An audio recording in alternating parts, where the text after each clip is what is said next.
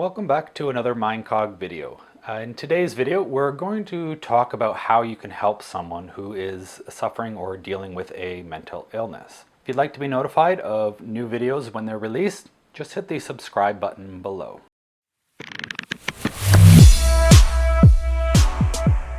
If you don't have a mental health issue of your own, or you've never had a mental illness, it can be hard to know how to talk to someone who is suffering from a mental health disorder.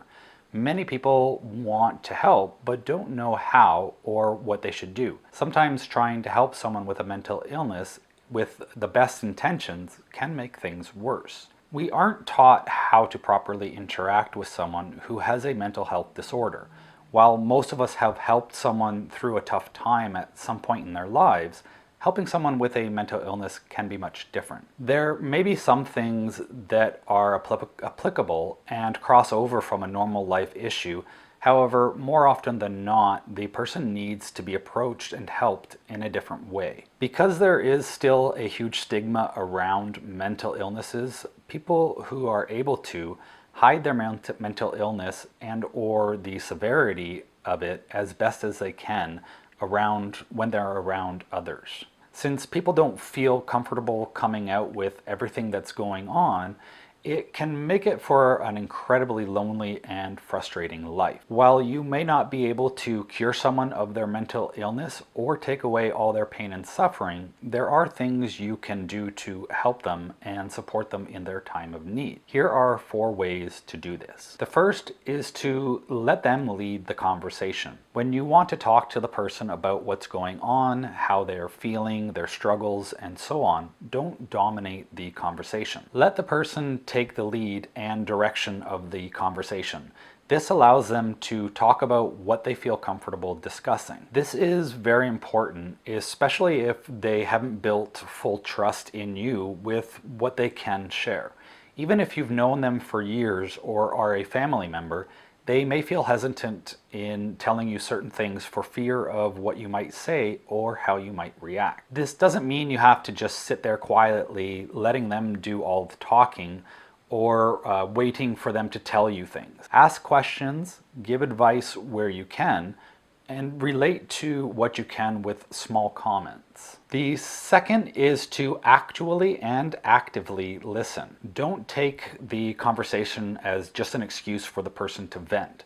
Although this is certainly helpful and needed at times, show the person that you are listening by trying to pick up on the main points, struggles, and issues. Confirm with them what you think the main issues are.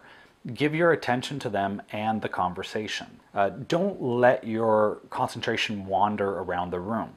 That gives off an indication that you aren't really listening and you don't really care. And that's a fast way to get the person to wall up. Bounce points of their conversation with you back off them when you are going to start giving advice or relate to something. Don't try to make the conversation about you and how you've experienced the same things in a different situation. Situational experiences are usually different from something derived from a mental illness. The third one is to tell the person you're there for them and that you want to help them. Sometimes it is just as simple as saying, "I'm here for you whenever you need me and will help you however I can." When dealing with a mental illness, you constantly feel alone, that no one cares, and that no one wants to help.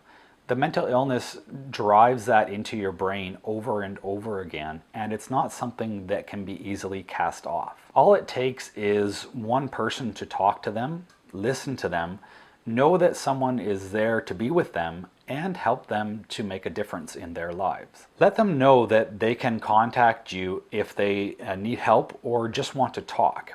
Tell them that it's okay to tell you that they don't want any advice if they feel they just need to talk. If there is an issue that you want to address but need to know more or are not sure how to answer, it is okay to tell the person to let you think on it and you'll get back to them.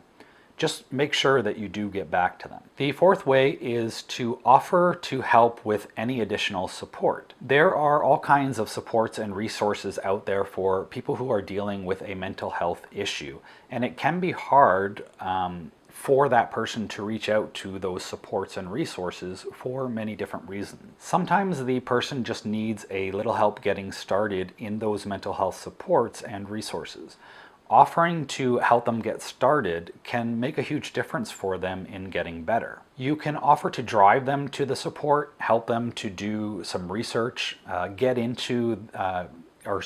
into the appointment with them, to their doctor's appointments, and ask questions about medication and treatment options.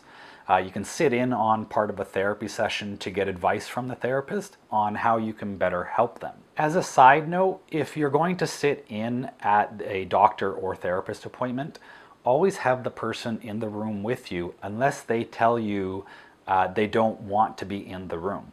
This way they are aware of everything that is being discussed with you. If you enjoyed this video, please click the like and subscribe button below and be notified of new videos when they are released. Until next time, have a great week.